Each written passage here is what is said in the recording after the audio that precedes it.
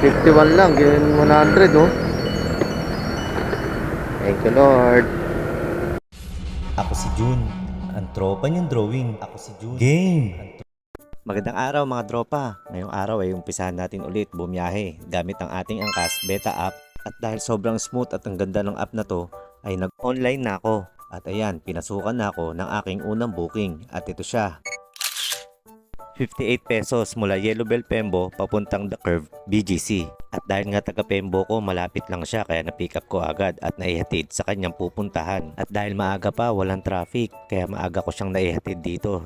At ito, hindi pa nga ako nakakalayo ay binigyan ulit ako ng pangalawang booking. At ito siya. 51 pesos ang fare mula Masbate Taguig papuntang 1 Neo Starbucks. At nang napuntahan ko na nga si ma'am ay na-pick up ko na rin siya at inabutan ko na ng helmet. Tapos ito, nakarating na kami sa 1 Neo Starbucks at inabutan niya ako ni ma'am ng 100 pesos. At pagbaba ni ma'am ay hindi pa ako nakakalayo pero napasukan agad ako ng ating pangatlong booking at ito siya.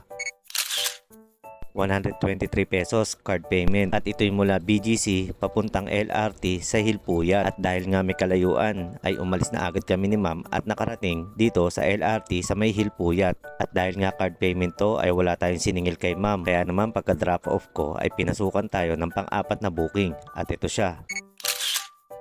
184 pesos ang fare mula Pasay papuntang San Juan Green Hills. At grabe ang traffic dito dahil sa haba ng pila ng mga sasakyan na nag-aantay dito sa may eskwelahan. At ito, pinasukan na tayo ng pang-limang booking. Ito siya. 105 pesos mula San Juan papuntang Paseo Makati. At ligtas kaming nakarating ni sir dito sa Makati kaya ibinaba ko na siya. At ito mga tropa, hanggang dito na lang ang aking video. Maraming salamat sa inyong panonood. Hanggang sa muli, tuloy-tuloy lang ang booking dahil palakas na ng palakas ang bagong app ni Angkas. Kaya, ride safe! Ride